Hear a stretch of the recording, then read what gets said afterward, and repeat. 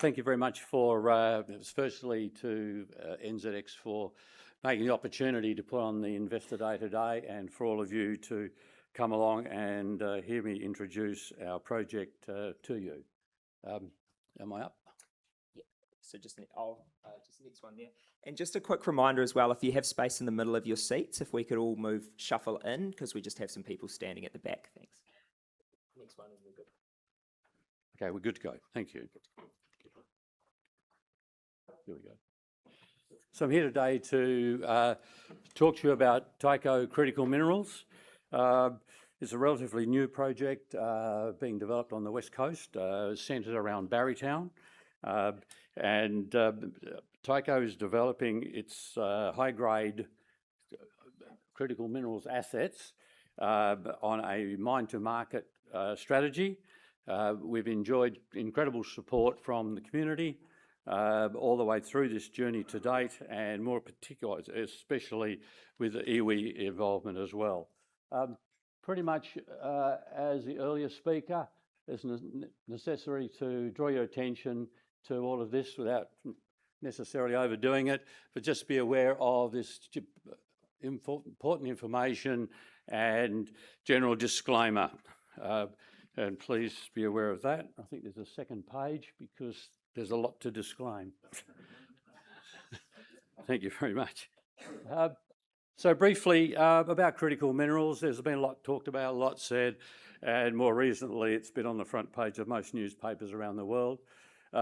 It's basically these critical minerals, they're essential for advanced manufacturing and clean energy transitions. They're in everyday use. You use them every day, you don't realise it, but they are a key driver to sustaining economies now and into the future. Supply chain certainty is key. And the markets are diverse, they're opaque, and as we delve into them, there needs to be an intimate knowledge and deep understanding of how they function to get maximum value from them. Again, like the previous speaker, mineralisation grade in your deposit is absolutely, it's not only key, it's king. In our project, there are primarily 5 products that we will be producing. The first is garnet. Garnet is used as a water jet product. It is used in high technology and modern manufacturing processes. Ilmenite is a feedstock to the titanium pathway, and it is used primarily in volume for pigments in paints and plastics and other applications.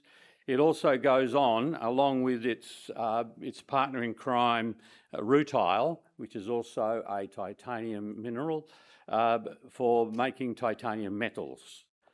Zircon is used in making ceramics. The volume user is in sanitary ware, ceramic tiles, but equally it's used as heat shields in some of the high technology other applications that are around the world. Monazite is one of the key minerals to producing rare earth elements.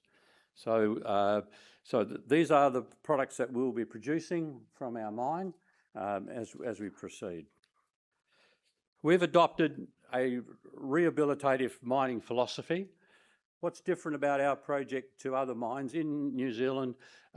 When you think of mining, you think of coal and you think of gold mining. Both, quite rightly, end up with large areas of excavated that aren't able to be rehabilitated until the mine life is completed and you return to the rehabilitation process. As you'll see later on the slides, we actually have a high-grade deposit that enables us to do rehabilitative mining. So we progressively rehabilitate as we mine.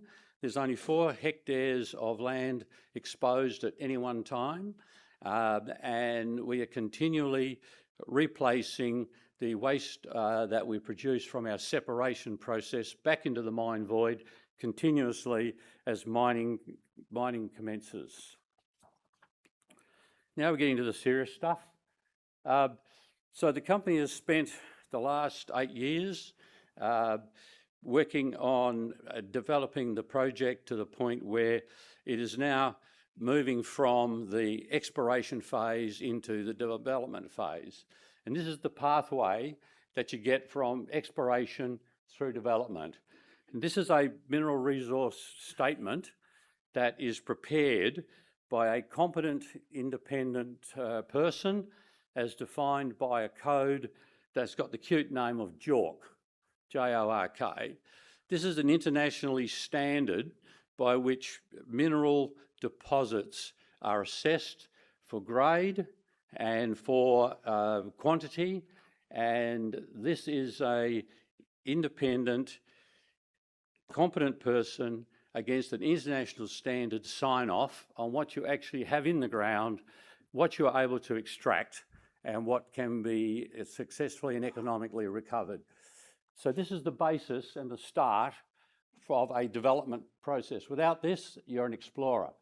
The guts of it, there's only really one thing you need to look at, and there's a column there that says THM, and I won't delve too much into it, but that's the total heavy mineral content in the ground that you're working with. In this instance, at one of our deposits, it's 26.4% total heavy mineral, and the other one, it's 19.7. So just leading on from my earlier comment, so that means, in very simplistic terms, that we dig 100% out of the ground, we separate it into this heavy mineral content, which is in excess of 20%, but the balance of it, the other 80%, goes straight back into the ground behind us, and thereby we have this continuous rehabilitation process. What is important here, the company has now carried out over 11,000 metres of drilling, and every 1 metre is tested to develop this model. So there's 11,000 samples that have gone through metallurgical testing and assessment to bring us to this position. Very shortly, our next pending results are from Canoe Creek, where we've just finished 4,000 metres of drilling. Those results are due out very shortly, followed very soon after by Cargill South. This demonstrates that from the north, which we've called Coates South, right to the bottom of our deposit at Cargill South, there is continuous mineralisation at those levels all the way through the project. So this is the next slide, is the one that I hope will make your eyes water.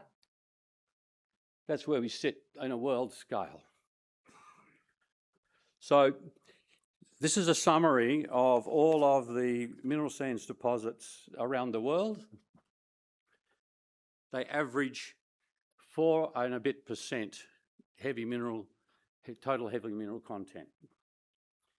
Barrytown on an equal basis is 19.9. The benefit of that is it allows us to have, for the same mining rate, we can produce the same volume of finished products as other deposits around the world. So we have small mining rate, so lower capex, slow operating costs, and we have a bit more water under our keel, as we say, while we're developing the project as we get established through the mine plan going forward. So this adds security to your project and underpins the whole operation of our operation. So where we are today, we've got a mine to market strategy. You'll see some more of that later. We have a project that is permitted. We have resource consents for the initial mine site. We have resource consent granted for a mineral separation plant. So that enables us to develop our mine to market strategy, because at the end of the mineral separation plant, we have finished products that we send into the marketplace. This is our timing. It was mentioned earlier on that it takes 12 years to get a project from start to finish. And that's basically been the yardstick for most of these projects. We've developed this project over 10 years. We're 8 years on a 10-year journey. So during this year, 26, we'll be getting project funding, hence one of the reasons for listing we did a compliance listing, by the way, in March. This is so that we can give New Zealand residents opportunity to invest in this project in their own backyard as we develop, and also doing a compliance listing means that we're able also to provide information and understanding of what this this new industry for New Zealand is all about ahead of us going into the major capital raising towards the end of the year. So 26 is funding, 27 is for construction. Again, as I mentioned, we have low mining rates for the same output, so we have low capital costs. The mining equipment that we'll be using for processing is tried and proven. It's established equipment. It's not quite off the shelf, but it's close to it, and therefore, and being a relatively small project, we're able to develop it quickly, and so within 12 months we can have it built and in operation, and then we'll be in production in early 28. So we're 2 years from producing. This is where it all comes home, as we say. So this is how it all works. So understanding the value in use of these minerals is how you derive maximum value from the projects. So we go from run of mine, which is the mineralisation chart I showed you earlier on. We produce our heavy mineral concentrate, which is effectively the total heavy minerals that I explained earlier on. We then go through mineral separation, where we separate into the individual mineral components that we previously discussed, and then we find our way into the market by understanding the value in use value chain of entering the marketplace at the highest and best value that we can get. It does two things. It not only gives you the best return for your project, but also it secures you against the more global shocks that come along from time to time in these industries. The significant factor here, and that is that the value multiplier between the heavy mineral concentrate, the first phase of production, and the point at which we enter the marketplace is average about 5 times. So some of these minerals, for example, if you look at a heavy mineral concentrate, it's worth about $200 a tonne. Some of these minerals that these products that we take into the marketplace vary in value to the company between just over $1,000 a tonne, and in some instances, some of the specialty ones are $12,000 a tonne. So by adopting this mine to market strategy, you can see that we're leveraging off the highest and best value by understanding the value in use. And that's the marketing philosophy and the company's overriding principle in developing the project the way in which we have.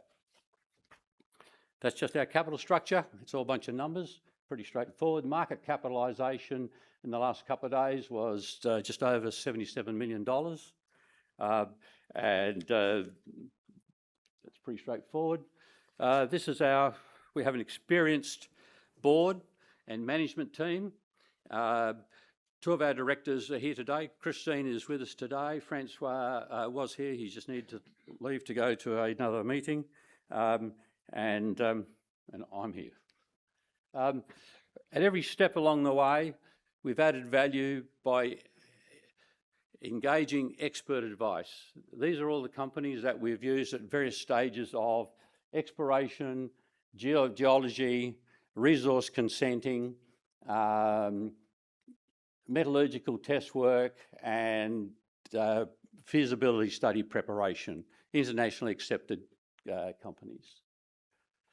So just to recap, this is a significant critical minerals deposit. I call it world-class. Apparently, that's something that I need to curtail a bit, but you can see by that earlier graph, there is no question that this is head and shoulders above anything else on the world scale. It's unique. The mineralisation of the West Coast is unique, and it's only just being started to be explored. It's even more recently just been started to be clearly understood where it fits and what it can best do.